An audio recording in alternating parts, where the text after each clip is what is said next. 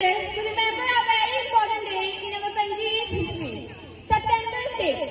On this day in 1965, our brave soldiers protected our country from the enemy attack. They showed great courage and strength, and we're proud of them.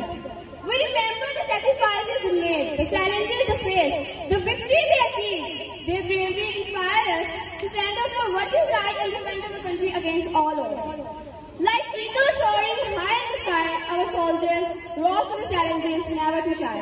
With their hearts full of valor, they fought for our land, their spirit unbroken, their will to expand. We honor the soldiers who gave their lives to keep our country safe. They will always be remembered as heroes. Their legacy lives in our hearts and minds. Let us promise to always protect and defend our country, just like our brave soldiers did. We will make them proud by building a brighter future for ourselves and generations to come. Like a beacon of hope in the darkest night, their courage guided us shining so bright. May their memory inspire us to stand tall and never forget the sacrifices they gave for us. Thank you.